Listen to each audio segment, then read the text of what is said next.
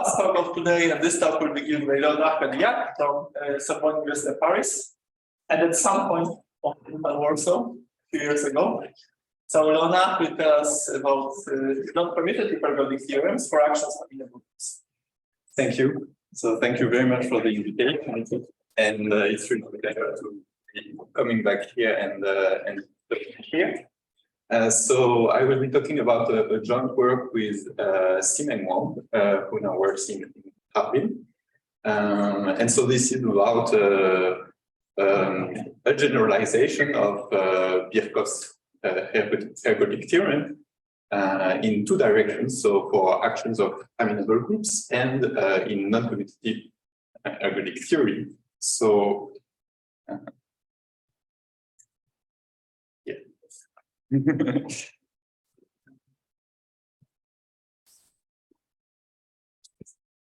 so,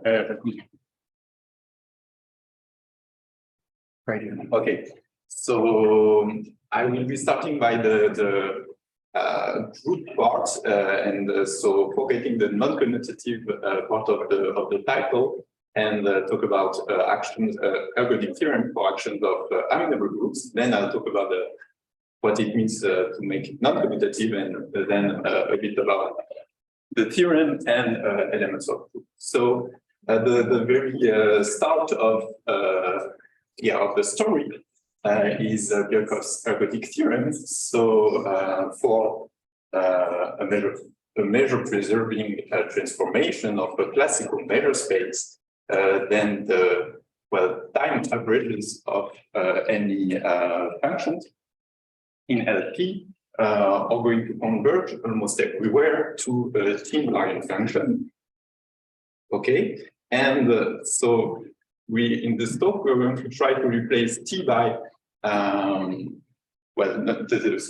this transformation t by multiple transformation, which are going to form a group and which we are going to always assume is going to be amenable. So the basic example would be to take multiple transformation which commute. So this means that the group generated is going to be Z to the D, and this is a particular case of an amenable group. And we are also going to replace the classical measure space by a non-commutative measure space. So, let's be a little bit more precise. We are going to take G to be a discrete group, and for now, an action of G by measure preserving transformations on a classical measure space, and the ergodic averages in this more abstract context. To define them, we are going to fix a certain sequence of finite subsets of G. So in the first case, this subset were the integers from 1 to n. So there, these are just a sequence, and ergodic averages are defined exactly the same way. So we average a function f evaluated on a point, and it translates by the action of the group G. And okay, so those are our ergodic averages, and we wonder when do these averages converge almost everywhere to a function that is G invariant. So in some sense, if we want this G invariance, we are going to have the set Fn exhausts the group G in some way, and and other conditions. So really, there are different ways to interpret this question. So given a very nice group G, for example, just integers, we can try to push as far as possible the limits on the set the Fn that we can choose. This has been studied. And so we are going really in another direction here, the direction of, given a very general group G, find one sequence Fn. We don't want any, we just want to find one such that there is this convergence. Okay, in that spirit, one thing that very elementary remark that we can make is that one key observation when proving Birkhoff's ergodic theorem is that those averages, those ergodic averages in the case of the group of integers, are going to be asymptotically invariant by the transformation T. And this is a very simple proof. So when you just write down those averages, most of the terms cancel out and only two terms are left, which is this upper bound. And so the reason why I write it down is just to write it down in this with the abstract notation that I introduced previously. And you see that the key quantity that appears is this number of points in the symmetric difference of Fn and the translate of Fn and Fn. So this ratio has to become very small for the averages to become asymptotically invariant. And actually, if we want to reproduce this very elementary computation in a group, then it implies it is exactly one of the definitions of the group being amenable. So if a certain sequence of subsets of the group, so finite subsets of the group Fn is asymptotically invariant by translations by elements of the group, then we say that this sequence is a Fourier sequence, and the existence of a Fourier sequence is equivalent to the group being amenable. So it does not mean at all that we cannot do anything if the group is not amenable. It just means that if the group is amenable, then we have a thread to pull to try and reproduce the ideas of the proof of Birkhoff, extend the proofs of Birkhoff's theorem. And actually, in more general cases, there has to be a completely different way to approach the problem. Okay, but this is not the end. So actually, from that, a standard, a very natural question would be, well, given a Fourier sequence, is it a candidate working to have a pointwise convergence of the ergodic averages? And this is not the case. So we have a mean ergodic theorem, so convergence in LP, but not almost everywhere convergence. So this is actually not even dependent on the group. Even taking the group of integers and Fourier sequences in the group of integers, then there is not necessary convergence pointwise, but always in LP. So you need additional conditions to have pointwise convergence. And so I think in the 60s, the condition that was found after so some improvements of first, so taking commuting, so basically the group Z to the D, and so the condition that was found is the doubling condition, so a kind of geometry condition on the sets Fn, and later a similar condition, kind of similar, so except that you see instead of having to dominate this translate Fn minus 1 Fn, you just have to dominate the translation of your Fourier set Fn by the previous sets. And this is a big improvement because it's actually very easy to see that you have a temporal Fourier sequence in every amenable group. So this kind of settles the question for every amenable group. But you don't necessarily have doubling Fourier sequences. And actually, the only case where we know that a group has Fourier doubling Fourier sequences is if the group is of polynomial. So given the condition of Fourier and either doubling and increasing or tempered, then you have an ergodic theorem.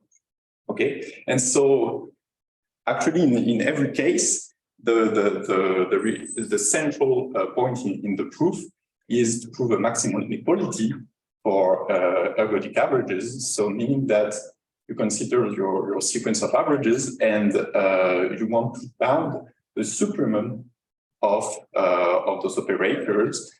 So this is what I'm going to call a maximal inequality.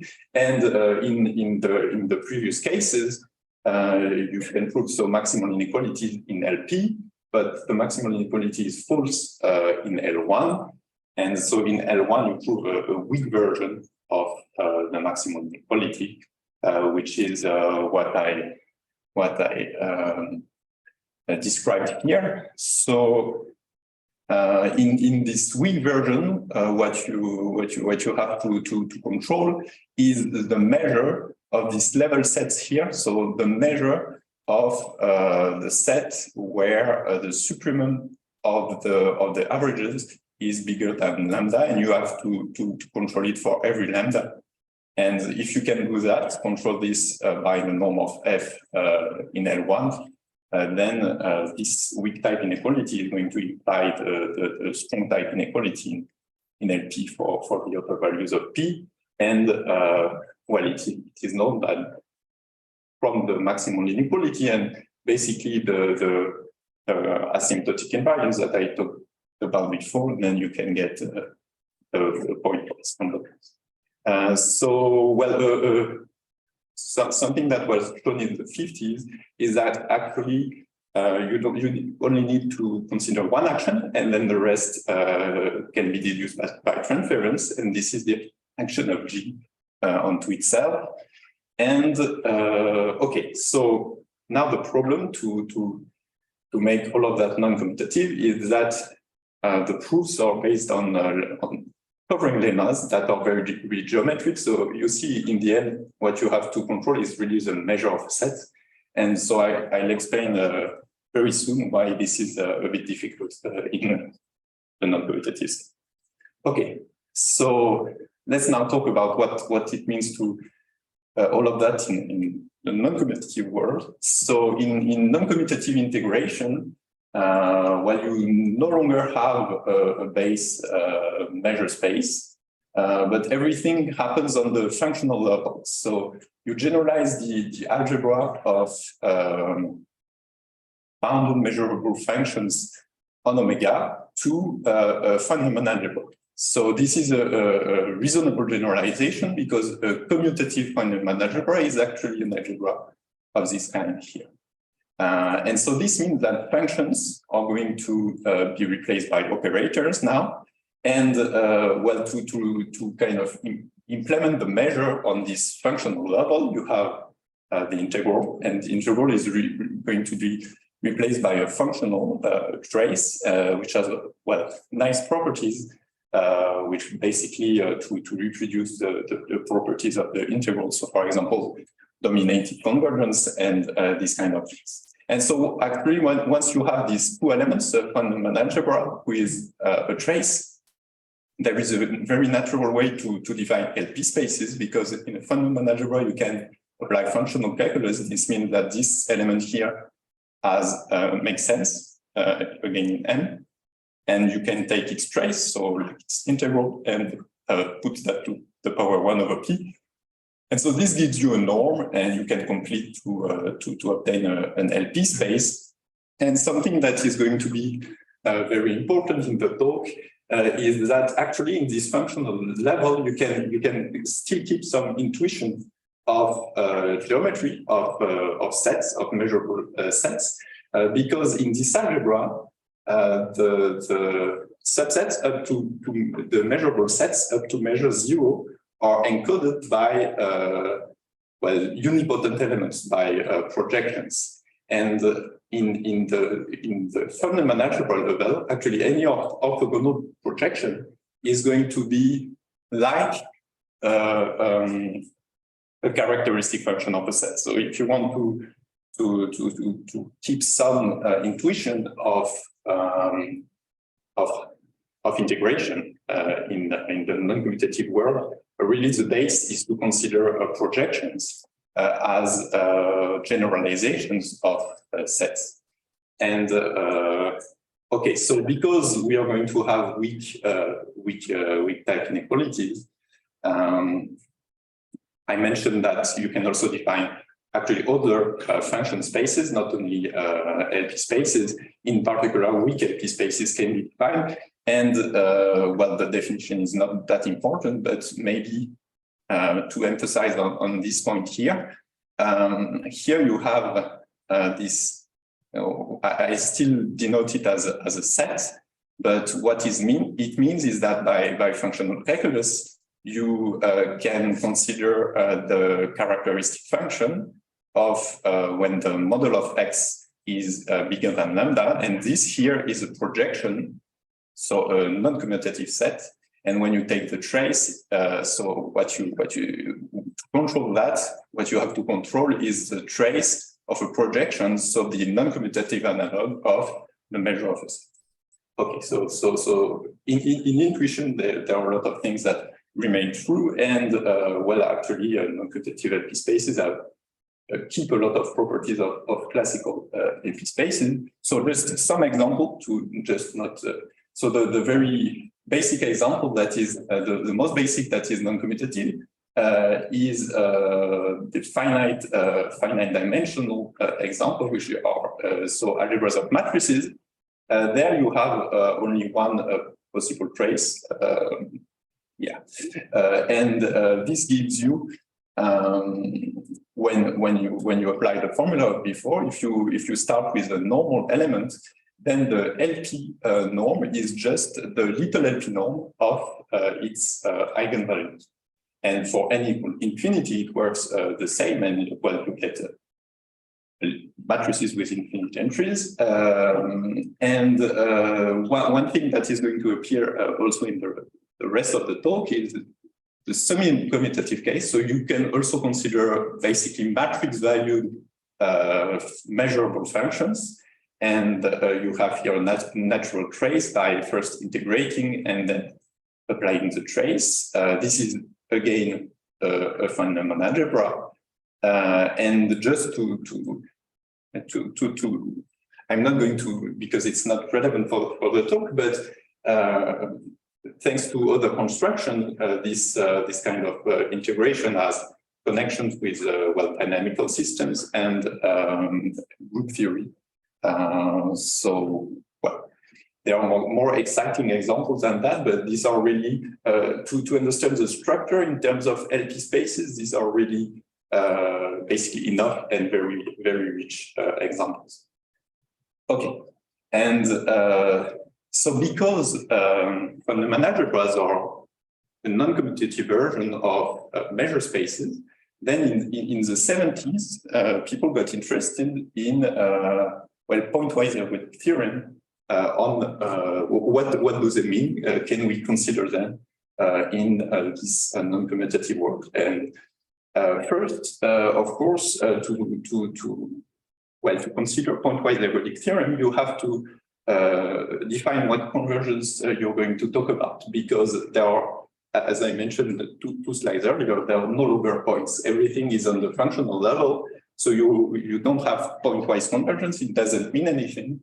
So you have to find an alternative definition. And this was done by Lenz in the 70s. And so to make this generalization, and this is something very common in non-commutative well, analysis and non-commutative domains in general. So he did not start with the definition of pointwise convergence with points, but with an alternative definition that is given by Birkhoff's theorem, and that is almost uniform convergence. So this convergence tells you that for every small epsilon, you can find a projection, so a set as big as you want. So the complement is very small. And on the projection E, the convergence is uniform. So you can find arbitrarily large sets on which the convergence is uniform. And for a finite algebra, this is equivalent to point and commutative. this is equivalent to pointwise convergence. And so there is some ambiguity in this non-commutative setting. What does that mean, converge on the projection E? So on a set, there would be only one way to define it because of commutativity. But on a projection, you can define it by putting the projection on the left, on the right, or on both sides. And it gives different non-equivalent notions of convergence, except that on the left and on the right play exactly the same role. So we just consider one or the two. And with this definition, Lenz proved a first version of Birkhoff's ergodic theorem. So when the fundamental algebra is finite, so let's say it's a non-commutative probability space. And so one thing that is new here is the transformation T. Well, if you take a measure preserving transformation of a measure space, then on the level of the algebra N infinity, you're going to have an automorphism of the algebra, so which preserves the integrals. So here we generalize this transformation as a trace-preserving automorphism of the algebra, and you have exactly what you expect. So some almost uniform convergence for ergodic averages.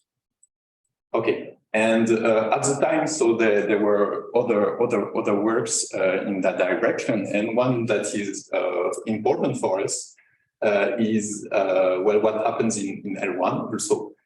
So in L1, so you have a little bit of less strict conditions, but we don't care about that. And you have exactly the convergence that you expect, except this time it's bilateral, not almost uniform, but okay. And what is important for us is that this time the scheme looks a little bit closer to what happens in the classical setting, meaning that this convergence is deduced by Jeden from an inequality which looks very much like a non-commutative version of a weak type inequality for maximal operators. So meaning that meaning that you can find some big projections in the sense of like some big sets, in the sense that the complement of the projection is has the right kind of domination, and on this projection every ergodic average is dominated by lambda. And so if you were to write that down exactly for in a classical case, so for functions, you would get exactly weak type inequality for the supremum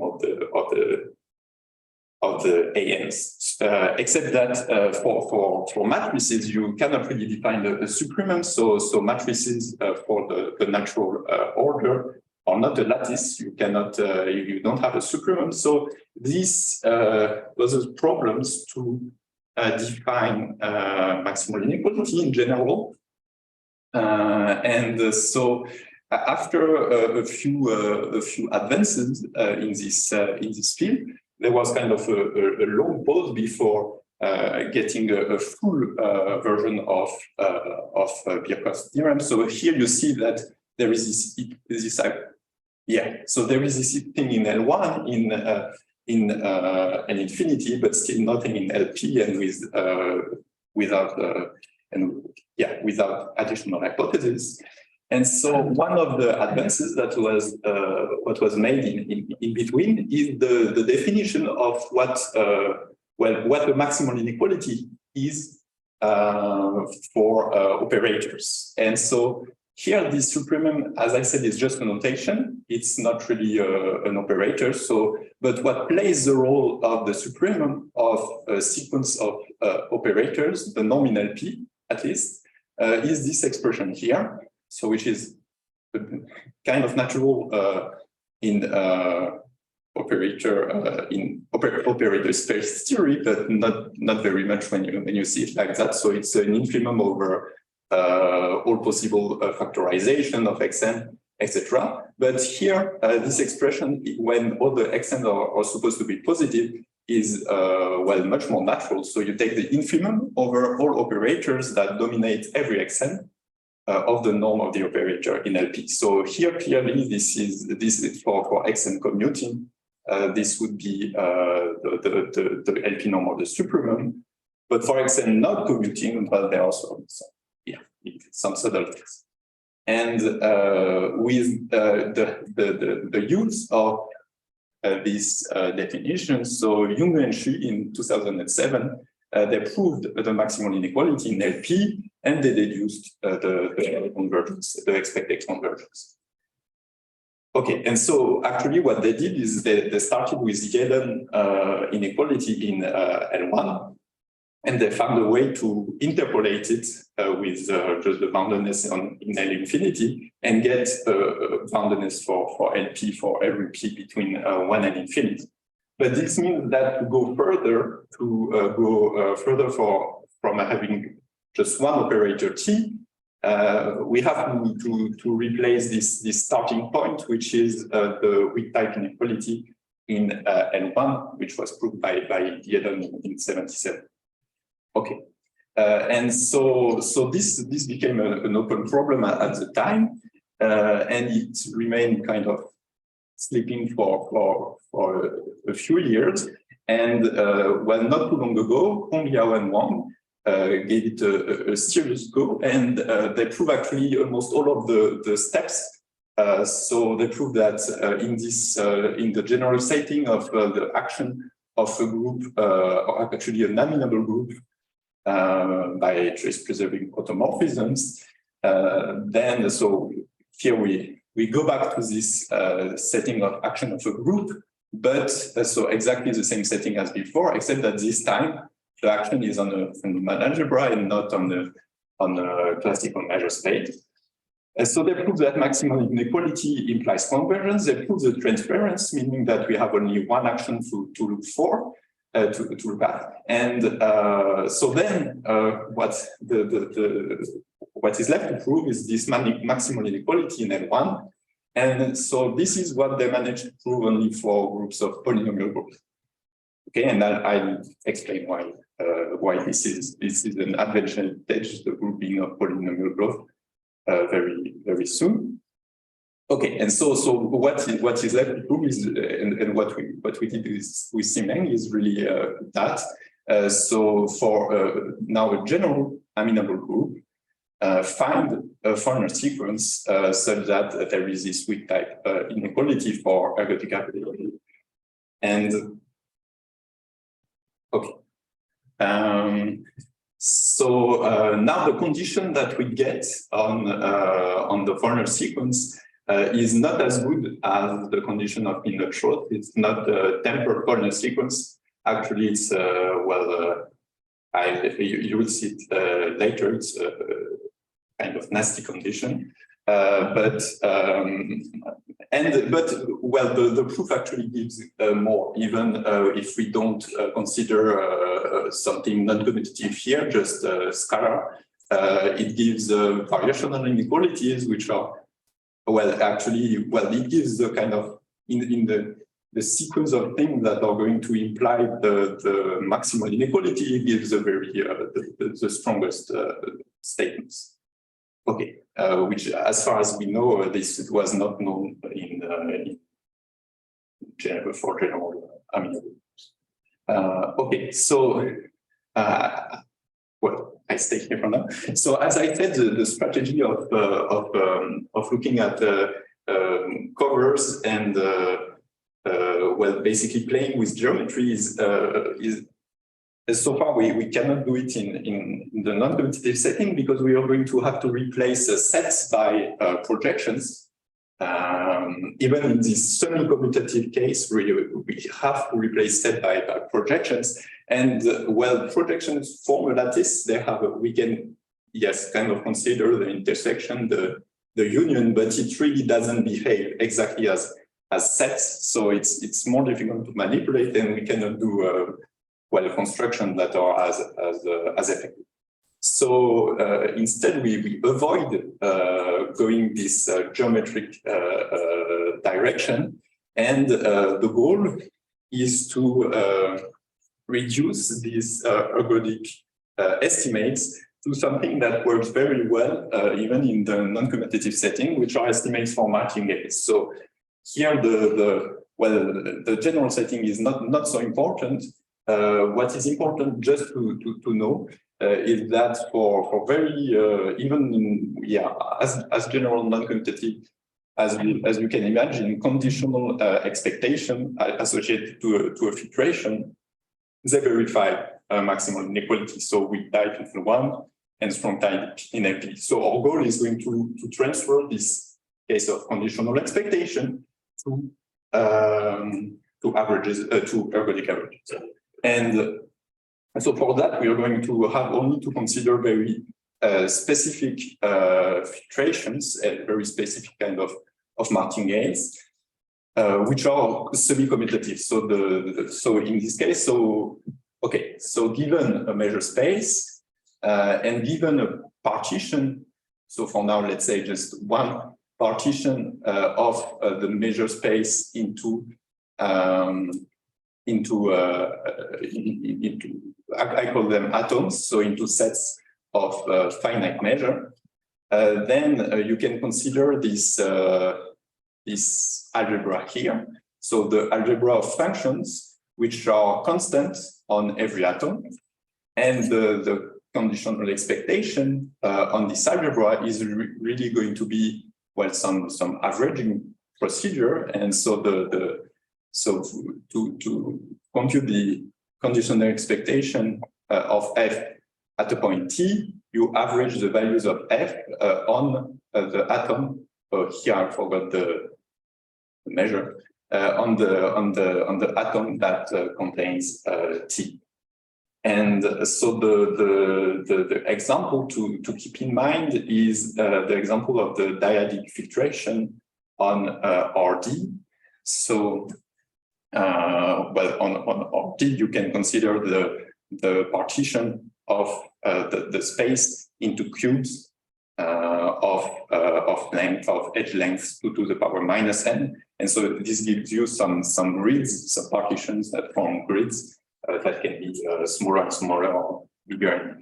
So the drawing is that in R2 we are going to want to compare. So for point t, the ergodic average is going to be the average of a function on a ball around the point t, and the conditional expectation is going to be an average over a square containing t.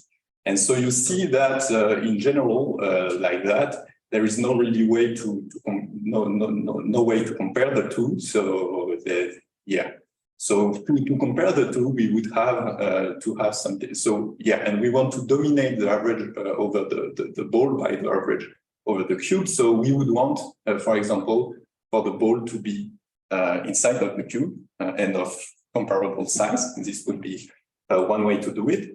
And this is actually possible, okay, by a certain trick.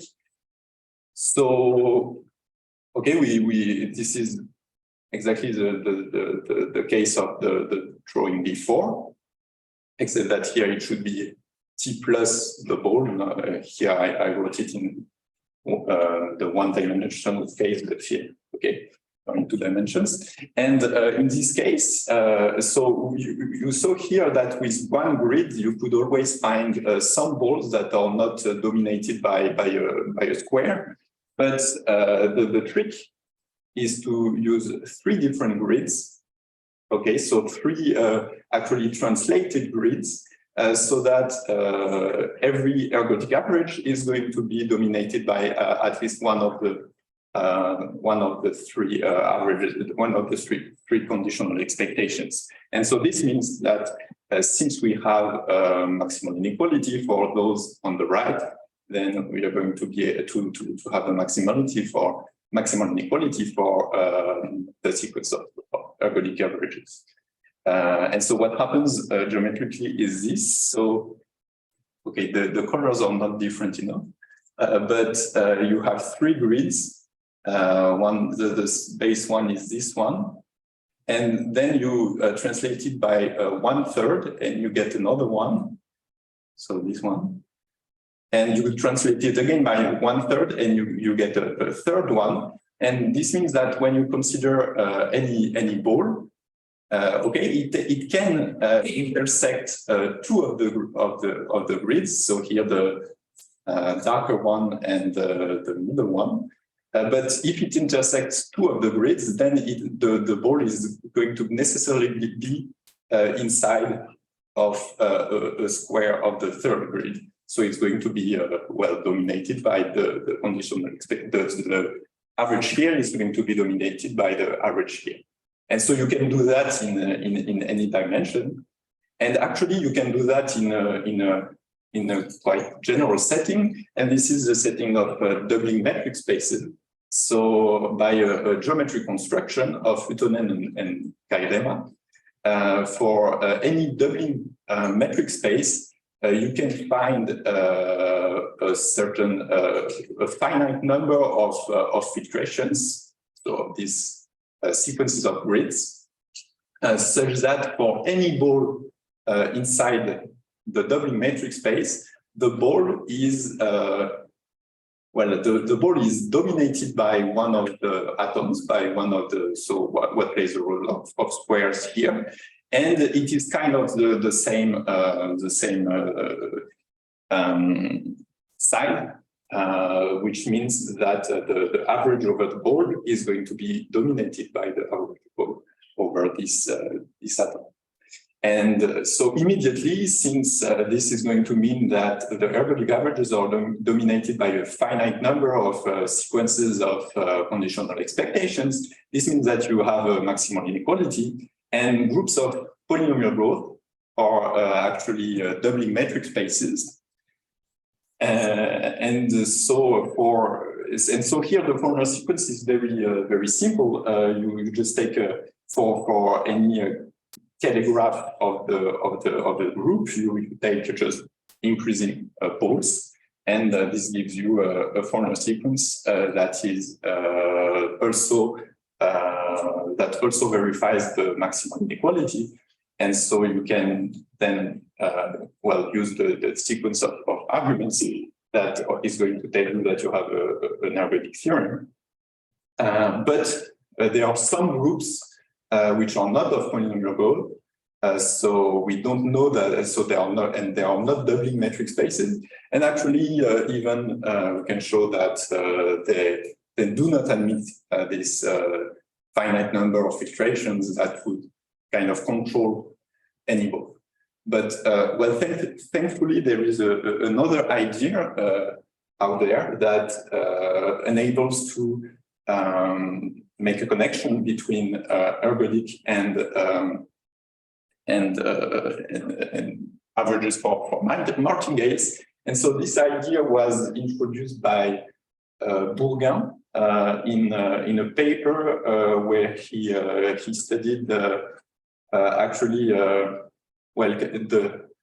in the very general sense the problem that I defined at the beginning. So except that it was in the integers, and the sequences that interested him were, for example, averages, but except not taking t to the power n, but taking t to the power n square. So okay, and so the strategy is to compare these ergodic averages and conditional expectations by just considering the difference between them, and putting all of these differences in a square function. And so now the goal is to estimate the square function, showing that it's not too big.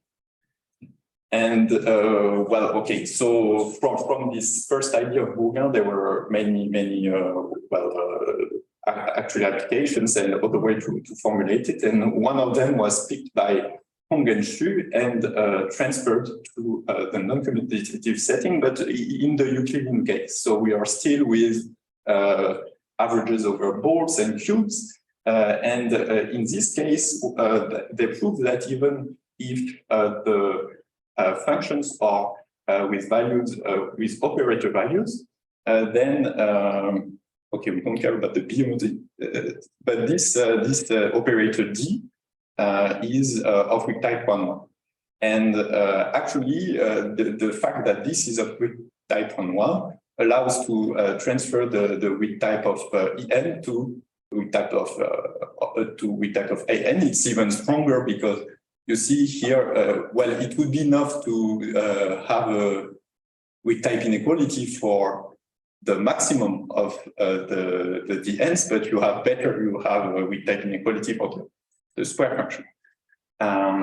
Okay, and so now the goal is to kind of use this idea, but in the abstract setting of an amenable group, and not just the Euclidean case. And to do so, in a general amenable group, there is no standard filtration that is very regular and where squares, where atoms kind of compare with balls. So we have to construct everything basically, and we do it in a very brute force way. So looking at basically the proof of the previous statement, we found that the conditions that were actually necessary for the proof to work are also here.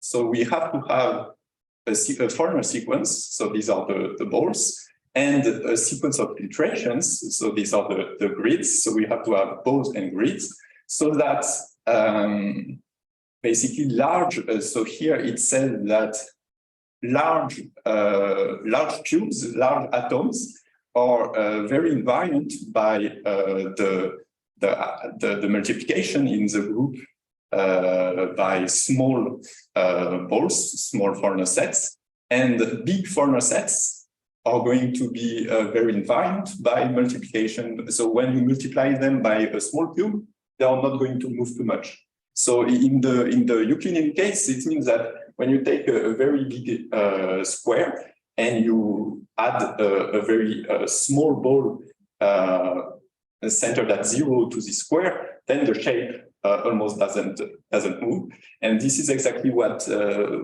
is needed in an abstract setting for everything to work. So if you have these geometric conditions, actually the difference operator is of weak type 1-1, which is what we want. So if we manage to construct this kind of Fourier sequence and filtration, then it's a win, because the Fourier sequence here is going to verify the boundedness of the difference operator, then the maximal inequality, and then the ergodic theorem.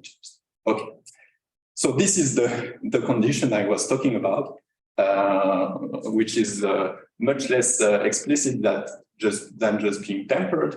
And also, it's not clear at first, not clear at all, that they exist in every amenable group. But the good thing is that the only thing that are required are invariance conditions. And we know that in amenable groups, exactly the definition is that you have very invariant sets. So this is a good start. Okay, and also maybe some counterintuitive thing here is that when you first look at this difference here, okay, this difference here between the average on the ball and average on the square, then you might think that they are going to be quite similar because the ball has a kind of similar shape to the square.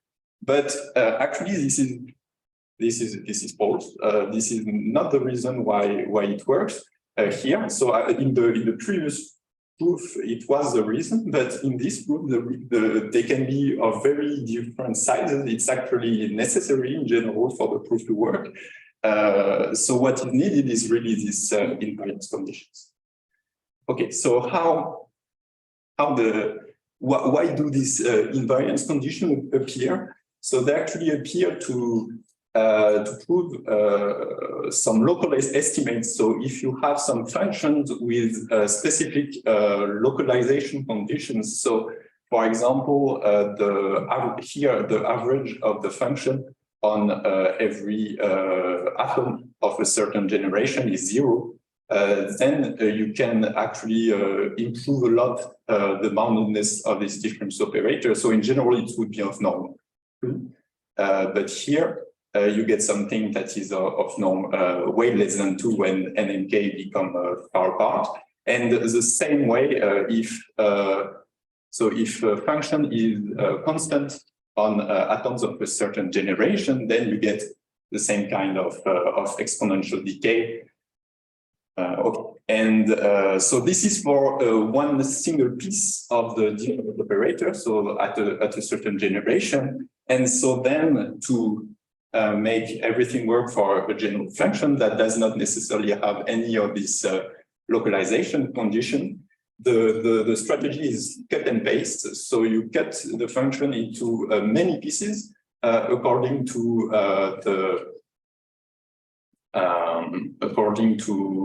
Calderon-Zygmund decomposition. So first so this is the cut according to Calderon-Zygmund decomposition, and then every piece actually then decomposes in a nice way into smaller pieces, and these smaller pieces have a good localization property. Is both of them actually. They have in one way this localization, and in one way this one. So for example, the first here, the first is the first piece, the good piece we call it, is bounded in L2, and the L2 function have their decomposition into Martingale differences. Martingale differences have both this condition at a certain generation and this condition at the next generation. So they are very good for these local estimates. And well, this also happens for the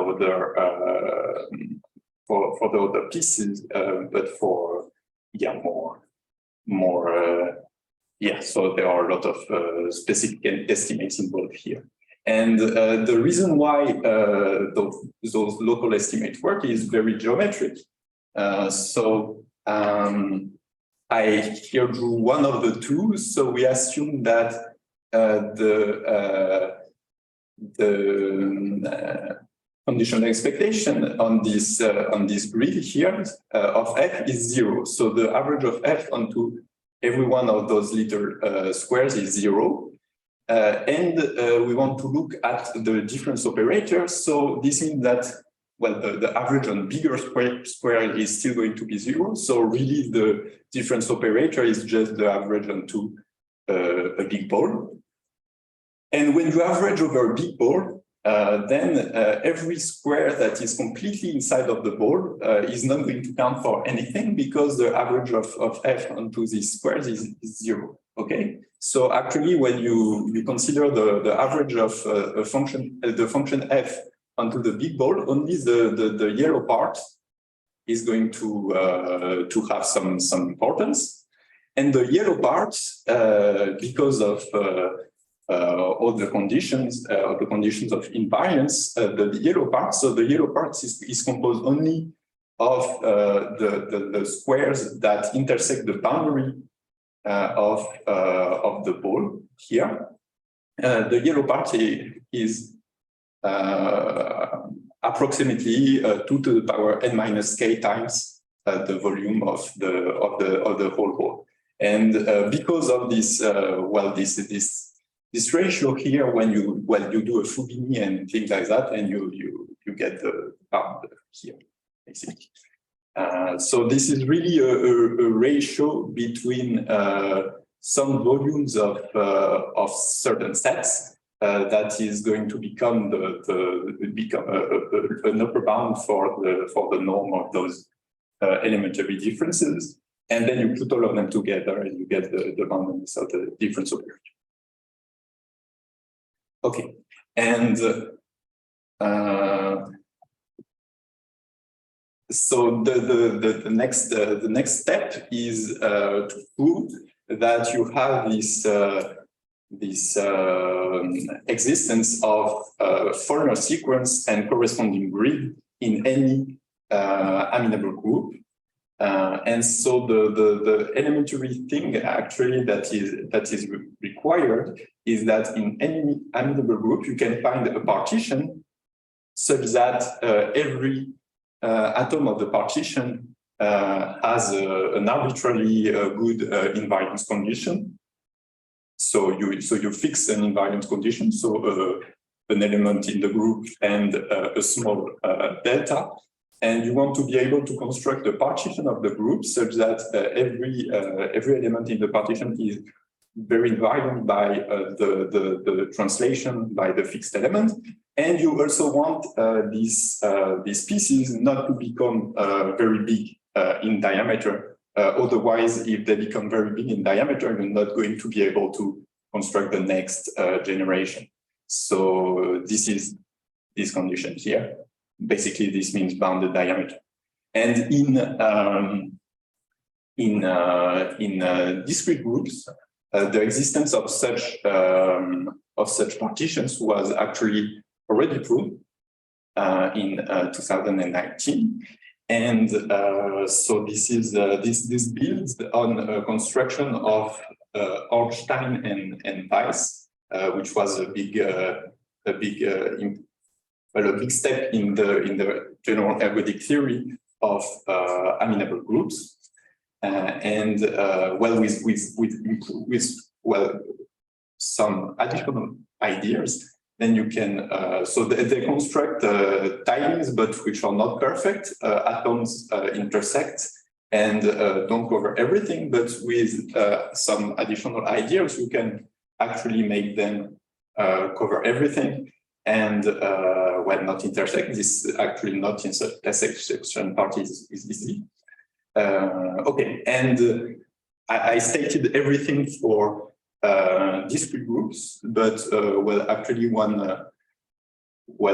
last step was to generalize that to any amenable group, which is also possible. So even in locally compact amenable groups, you can find this kind of tilings, and the rest of it works. Okay. So I will stop a bit early, but thank you.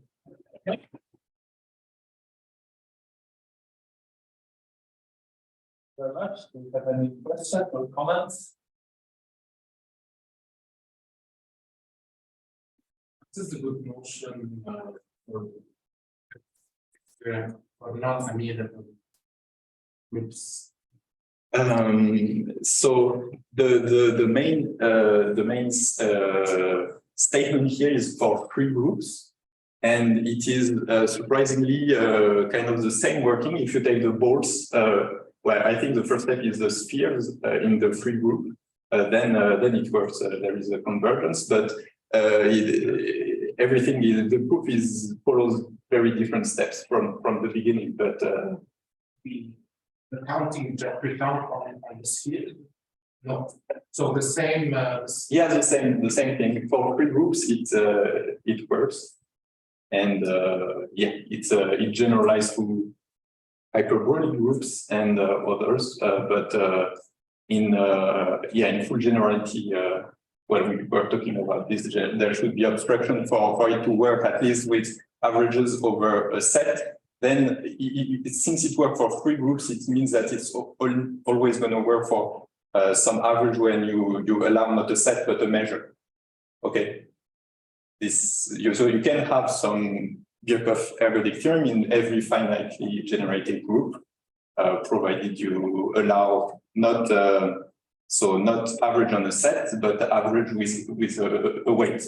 You know, not just 1 and 0, but something to allow a measure on the group.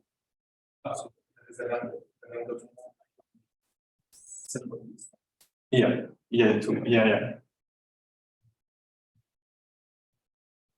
Yeah, the measure would be some. Yeah, it could be described as a random walk.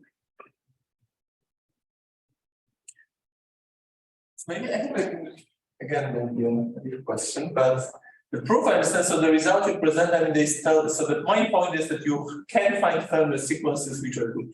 Yeah. Right.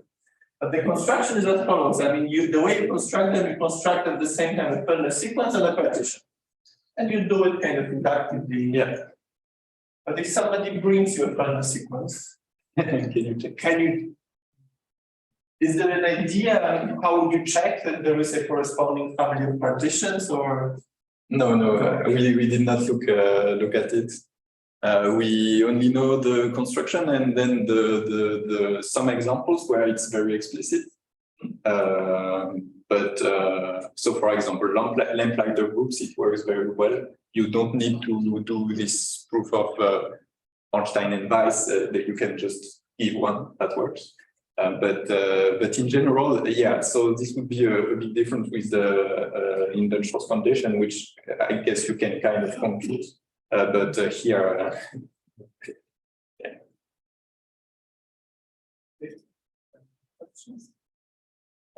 Another question. I don't know if I understood well at the beginning of the talk.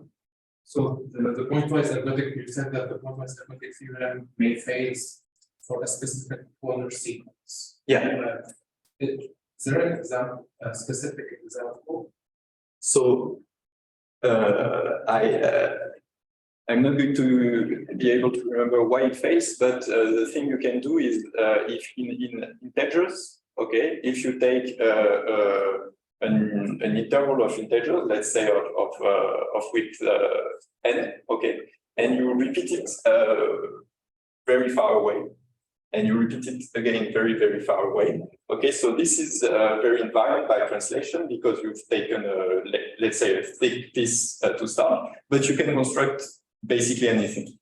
You can, yeah, you can construct something very irregular. For the action, Yeah. Yes. Because you just have, basically the polar condition is local. You just have to, if you take one point in your set, you have to take a thick interval around it. But as long as you do that, you can construct anything. You can take, yeah, and yeah, I don't remember the example, but with this you can, yeah, you can do. Even for the even for integers. If there are no more questions, then let us thank again.